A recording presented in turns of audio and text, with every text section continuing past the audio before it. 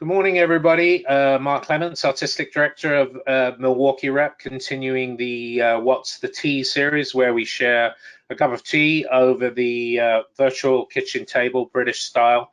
And we talk about the issues of the day and then go back around our business. Today, my guest is Jonathan Jackson, who is the CEO and the Artistic Director from Milwaukee Film Festival, which is a wonderful asset to the city of Milwaukee. It's now 11 years old. It was originally founded by Chris Abley from Argus Foundation and Bill Haberman from the Hertzfeld Foundation. And what an asset it is. And first off, welcome, Jonathan. Thank you for joining me this morning. Well, thank you so much for having me, Mark, and for doing this series. Yeah. Do you have a cup of tea there? I do. I'm a big fan of green tea, so figured I'd have some today. You know what? I'm letting everyone down. I'm actually on water, and the reason I am is because I've just drunk 2 cups of tea on a meeting before you, so I feel like I would be a little hyper if I'd have a third one. Mark, they have invented decaffeinated tea at this point. Yeah, that's no good to me.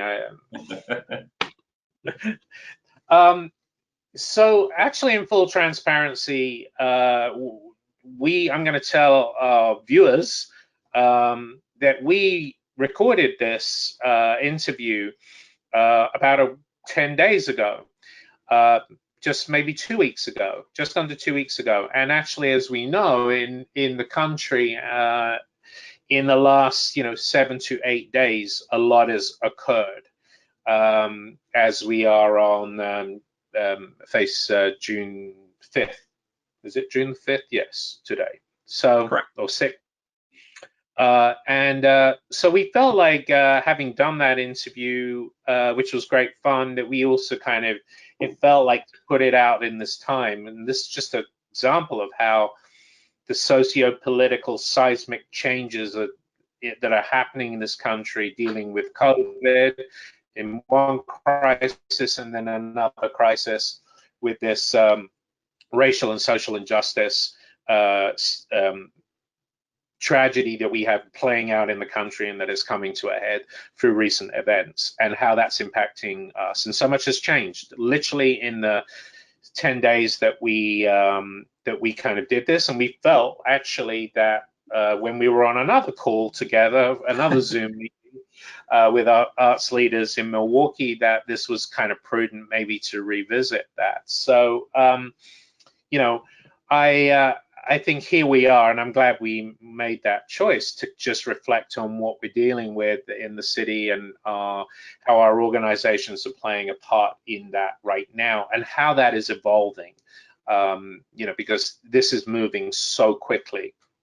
And at this current situation, as we have 2 major national crises running in tandem. How's your last week been? Well, I think I felt this a few weeks already since the pandemic shut down our theater that we run every day of the year, the Oriental Theater, and has since made us make the major announcement that we're intending to have a film festival this fall that's likely at least partially, if not fully, virtual in nature. 2 completely stunning pieces that before 2020 I never would have thought would have been possible. But since that theater shut down, there have been a couple of weeks where on Monday I have no idea where. I could never have imagined where I'll be on Friday. And this was one of those weeks where day by day, moment by moment, personally, deeply personally and professionally, I could never have prepared for this. And I'm also thankful, ultimately, at the end of the day, to have experienced it, because at the same time that it's a horrible time to be an arts leader due to financial challenges and social upheaval, it's an incredible time to be one, because challenge begets opportunity. And by no means do I know that I'm making the right decisions right now or leading our organization in the right way. But it's certainly a transformative moment for me, for Milwaukee Film, and I assume for most organizations. Yeah. Out of interest, do you feel like with the how far are you in terms of your 12th festival, which, you know, as you've alluded to, will be remote? How much of that body of work that you know is there? Are you fully down the road? Is that all set aside? You know exactly all the films that you'll be. No, we typically in June before our festival, which typically in this year occurs for 15 days in August. Typically in June, we'd have about 35% of the program locked. And then extremely quickly over the course of the rest of June and then July, by the end of July, we're at 99% locked. Right now, we're at 0% locked. That does not mean that we do not have choices already and that we have not done a lot of programming work, but because we are still uncertain on our exact format, we haven't been able to secure and finalize the rights to content. Every individual film, we screened 350 plus last year. Every individual film is an agreement, and it's based on how you show it, when you show it, how many times you show it, and where you show it. And because of the virtual uncertainty, and because we still have not made 100% the decision to be exclusively virtual, we simply can't sign those agreements yet. But we're moving towards them. We have now identified the virtual platform that will play a part with in-place screenings or be exclusively our platform. But I think by the end of June, we'll probably catch up somewhat and maybe be around 15, 20% of bookings. But that uncertainty has us well behind. Yeah, I can imagine that's a logistical nightmare. And, you know, we're dealing with our own on, you know, running sort of scenarios. What happens if this happens? What happens if that happens? And, you know, just with the absence of a reliable crystal ball, you know, it's nobody's got it. Nobody's got that damn crystal ball. Whoever's got it, they need to share it out. Wouldn't that be a good thing?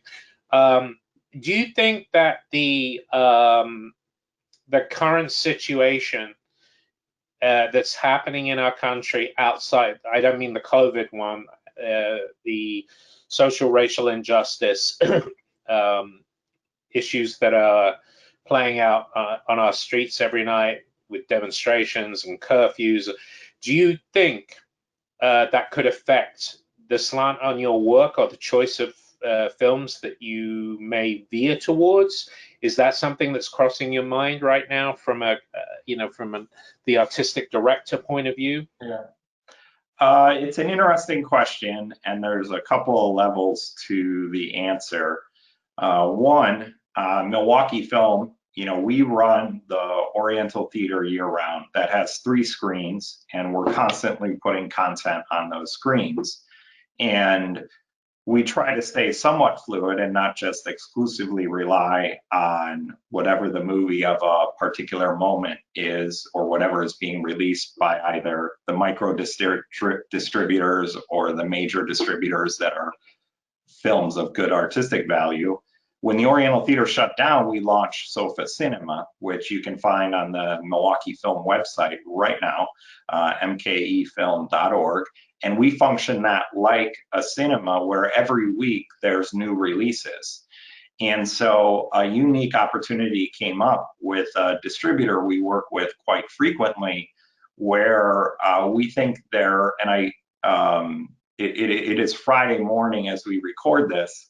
And I don't have 100% confirmation on this, but I believe by the time you release this on Tuesday, on our platform will be several movies that are specific to the cause of racial injustice, where the proceeds of those films will be 100% donated to organizations working in racial and social justice. So right now, it has already caused a change in the programming of our organization. For the film festival, I don't think it will necessarily change the films that we show. I've been very proud over the last several years that we've screened a number of films that cover topics, both documentary and fiction films, on subjects of racial justice. We have an incredible program created by Dr. Dante McFadden and Gerard Blanks that's called Black Lens, that screens nearly exclusively the work of Black filmmakers. That programming, the general programming of Milwaukee Film, will continue, will flourish. I think that the positioning of it, though, will likely change.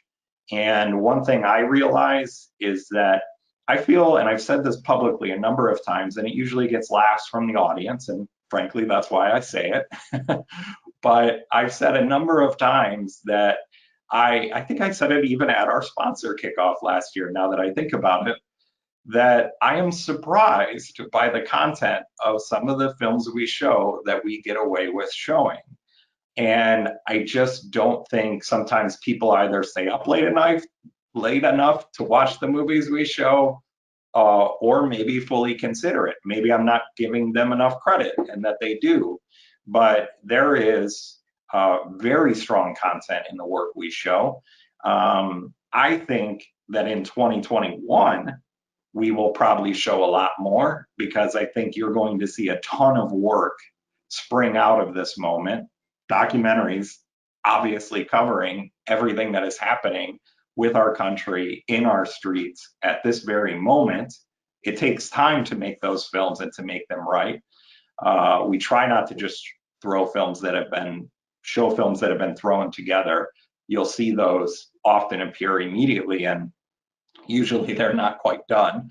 But in 2021, I am sure there will be more content on this subject or inspired by this subject. Yeah, that was kind of, I think you encompassed my next question, was like, how do you see the film festival evolving from this moment? I mean, and when I say this moment, these two major moments that we are dealing with. And clearly, when we had our first interview, it was the whole conversation was just literally around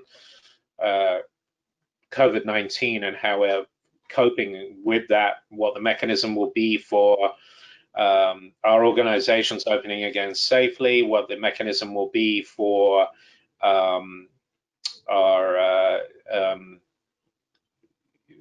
for how we have audiences sitting together in having that shared experience. I think I asked you the question before, in terms of movies. I understand from a theater point of view, in my world, if you're doing a comedy, having an audience next to you is so much part of and with it playing live every night, and the beats being different and being predicated by when an actor can speak because there is a moment before that.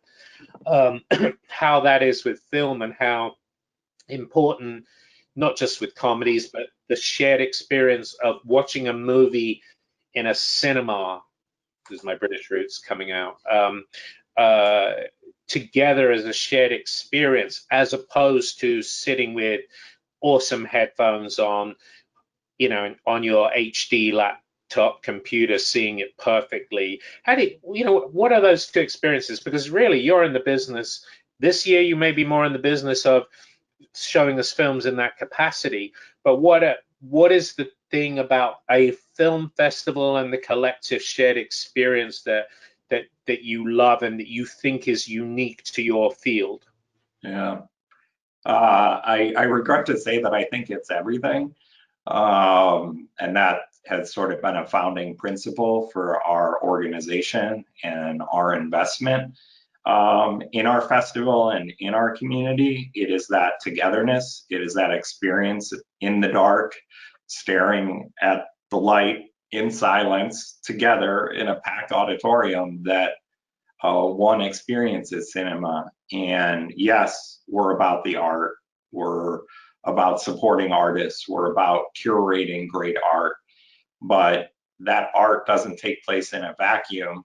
That art is presented in front of a public, and a film festival, by its very nature, is made by what it does around those screenings. It's about waiting in line and meeting new people and discussing the other films you've seen, and waiting in line next to each other, hundreds of people down the street around the corner from the Oriental Theater on Farwell Avenue.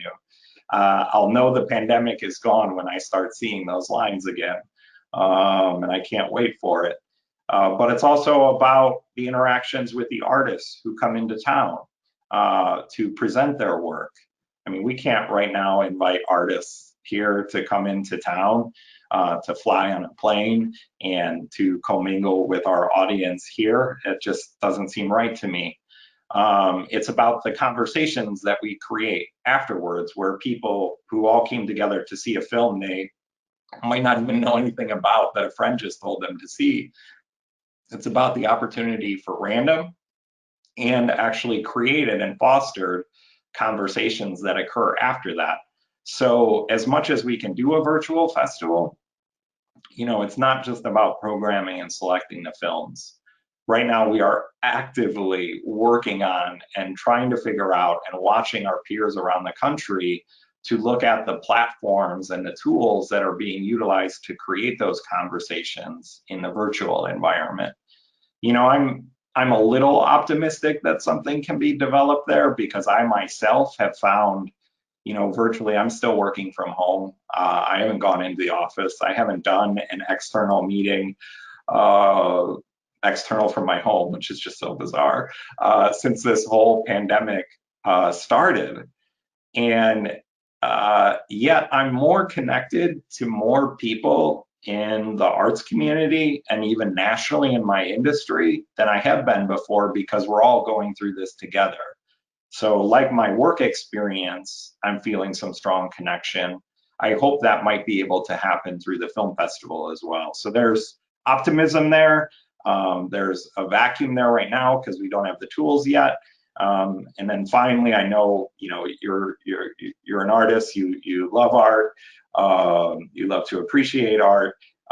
Cinema is best experienced on a big screen in a cinema with the perfect sound and projection, huge image, and silence. I love how, FYI, at the Berlinale, the Berlin International Film Festival, they outlaw popcorn from being sold so that it doesn't disrupt the screenings. I brought up that idea once and I was almost fired by our board. That's a joke, but I just love that experience in the cinema. And at home, I know me, I have a 4- and 6-year-old child. It's impossible for me to fully shut down and watch movies right now. And so we've all got to do our best to figure out viewing environments that help to preserve the art form. Yeah, when you just reminded me, when I lived in London, I lived literally, my apartment was opposite from the Phoenix Cinema in East Finchley, and it was the longest single running movie house in the country. It run right through the war. And you know, it was a fantastic place. It was an independent movie house. It had a lot of people like, you know, I remember like Mike Lee and people like that coming to do regular conversations, you know, prior to screenings, or just randomly turning up, you know, Terry Gilliam and people like that just turning up, and they're actually talking to us about film. What I loved about it was almost like a purist experience. It was very different to the multiplexes, you know, where there was a zero tolerance for talking. There was a zero tolerance for popcorn, and there was no nachos to be, you know, and hot dogs to be had. And I did love that. It felt like a very pure experience. And I, you know, remember some of my finest nights of watching a movie, and why I realized that experience for me. And I've had that experience when, you know, I've been to the Oriental and the Downer, you know, where you have much more of a purist experience, you know, and I also enjoy taking my kid to the Marcus Center and gouging slushies and popcorn as well for different types of experiences. So I think this is good for all. I was also thinking about the comment that you made yesterday, just now, about meetings. I actually had my first meeting with people yesterday. It was our board president and my business partner, Chad Bauman, and we were in our board president, Greg Oberlin's garden, socially distanced. It was a beautiful day, and in his gorgeous garden, we were sat like 10 feet apart.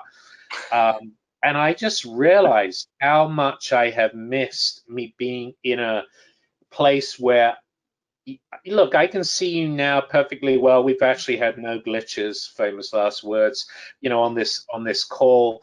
And but there's something about not being in the actual room with you, and being able to kind of feel tone. It's a bit like, it's better than audio, it's better than texting, but there's still something lost in this sort of virtual translation, I think. And it just tells me that the need for people to be back together, and I can see, it's frustrating from a personal point of view, seeing, so many people going back over the Memorial weekend, and to a degree in the protests right now, not socially distancing in some cases, or bothering people not wearing masks in supermarkets. It's kind of really demoralizing, because I feel like we should all be in this together, and it seems to become a political thing. But I understand why people are just done with it, because they're just missing social connection.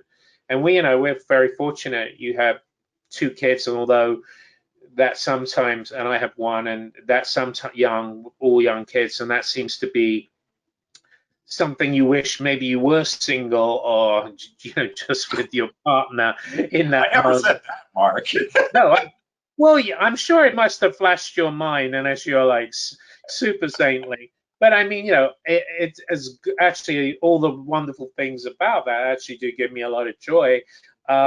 You just realize that, I'm so fortunate not to be living on my own and kind of dealing with some of these things. And the other thing I wanted to talk to you about is, when I think about our city, Milwaukee, which is, I know that you feel a great affinity here, and I do here. I've lived here 10 years now. It feels like my city. I enjoy defending it. I enjoy promoting it. I enjoy having the agency that I have to be part of something, creating something greater. And I look at it, I look at Milwaukee Film Festival, the journey that you've been on. I look at Milwaukee Rep, 65-year-old company now that was having the best season, like from August through to March, the middle of March. I look at our basketball team, how they were doing, what the attention was. I look at the fact that the DNC was going to be here. I look at the fact that, well, I guess it will be in some form, but not as we know it. The Summerfest canceled yesterday. And the state fair, it's just one thing after another of the things that we love. And I felt like as a city, we were just on a wonderful trajectory of growth, celebration of who we are as a city, and almost at our best in many ways, in terms of things that were happening.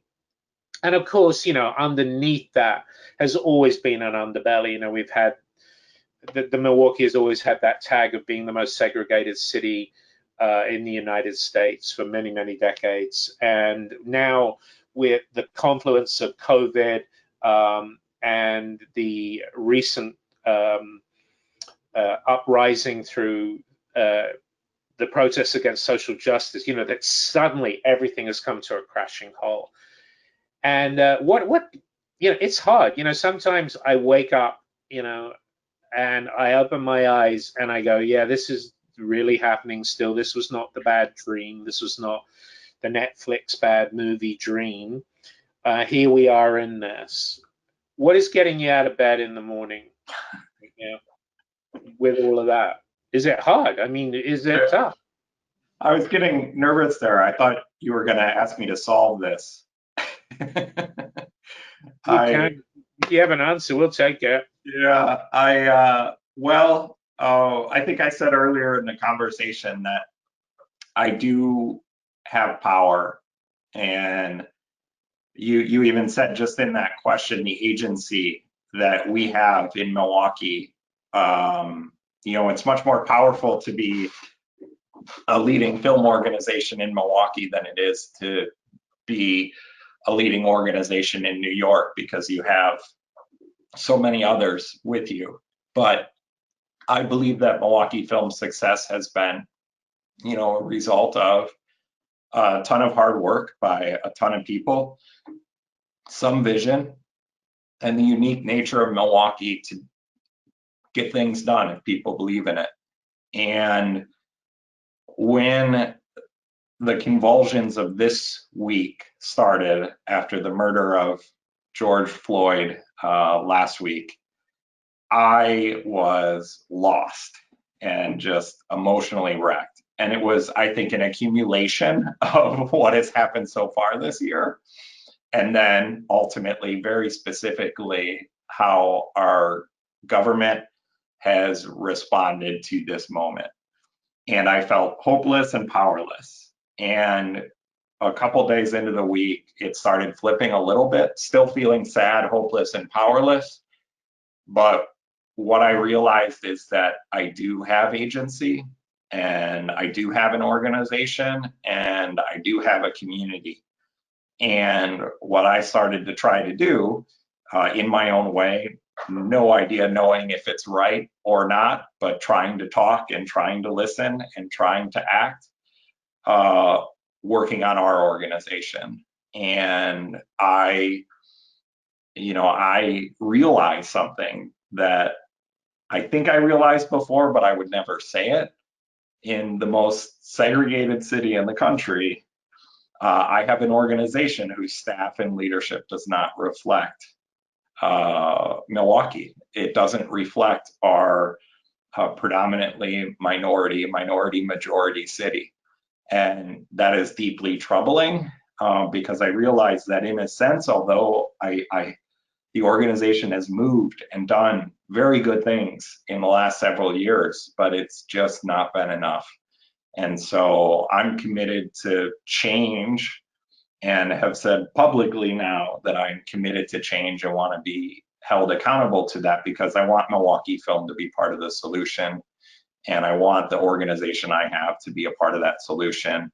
And in the last several years, I'll say I looked up, I don't work at the rep. I don't know what it's like to work at the rep, but I have watched very closely as your programming and your messaging has evolved, and it's inspired me and our organization.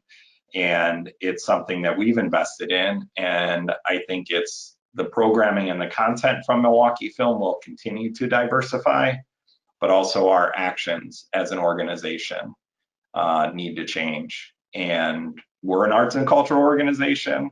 We're not a social justice organization, but that doesn't mean that we can't practice social justice. So that's just what I'm going to try to do. That fact gives me hope for Milwaukee, because we would not be working on social justice if, in my opinion, if there wasn't COVID. Universally, there are people, don't get me wrong, who work in social justice every day. I'm saying the community at large would not be talking about this right now if the Bucks were winning an NBA championship right now, if we were preparing for the DNC, and if the summer was continuing as originally planned, and we wouldn't have this opportunity to do this work. So that idea helps get me up in the morning that we can do this work right now. I think Milwaukee will recover from this moment. It'll be a different city, and perhaps a better city. And if it continues to invest and change and build dynamically, I think we can create this moment again. Yeah, I agree. I think that's many of your sentiments I share, and I think it's okay during this time where we falter and we don't have the answers, and as long as we stay tuned to listening and making sure we have the right voices at the table to for those of us that do have agency to make the best choices we can, I think that's it behooves us all to do that and to do it in maybe a deeper, more meaningful way than we've done before. I want to finish off really just, because it's sometimes, just the days, I'm sure like most people, you have okay ones and then slightly better ones. But within that, where are you finding joy at this moment? I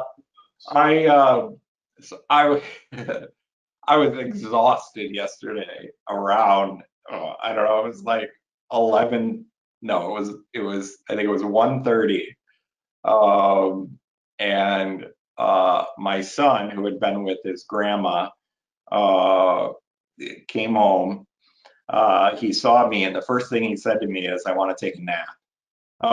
Can you take a nap and cuddle with me, Papa?" And I said, "Yes, please." And we went upstairs, and he was just sort of giddy to cuddle and let me tickle him and goof around. And I did that for 10 minutes. That found, I definitely got joy out of that moment. So family, nature, my loved ones, and being inspired by others in my organization, in our community, and in the world. Because in the early days of the pandemic, and then again maybe in the early days of this societal upheaval on racial injustice lines, I felt like the loudest voices were the ones I didn't want to hear, and that I don't think were sort of the quote unquote good guys. But more and more, I'm hearing voices that inspire me, and that lead me to change. And I'll say that very explicitly about people in my organization who this week that I've had conversations with, where they've discussed challenges they've had in our organization, or serving our audience, or just in the community in Milwaukee. I didn't know any of these stories before this week, and it's saddened me to learn them. I felt responsible for them as CEO, but I also am inspired that they have the courage to share them with me, and that they're still with Milwaukee Film today. So that gives me some odd sense of joy to know they're still here fighting and working. That's beautiful. Well, that's a great way to end. Jonathan, thank you for joining today. I enjoy our times together, and I think I feel like it's good to have you in the creative world in Milwaukee, and have you as one of the leaders that I can stand shoulder to shoulder with, and talk things over with. And I wish you and your family and Milwaukee Film Festival all the very best. And let's hope there can be a time when we can look forward to, I certainly will look forward. I hate lines, but I am longing to be standing in that long line, maybe in the rain that's going around the Oriental, to be able to. Can I share a moment of irony? Yeah. My favorite thing in the world is to watch a movie alone in a cinema. I work every day to ensure that cinema has every seat filled, but there is nothing greater than when I project a film for myself and watch it alone. I can understand that. All right, my friend, I really appreciate your time, and stay safe, stay well, and look forward to seeing you in person soon, hopefully. Hopefully, Mark. Thank you. Cheers, Jonathan.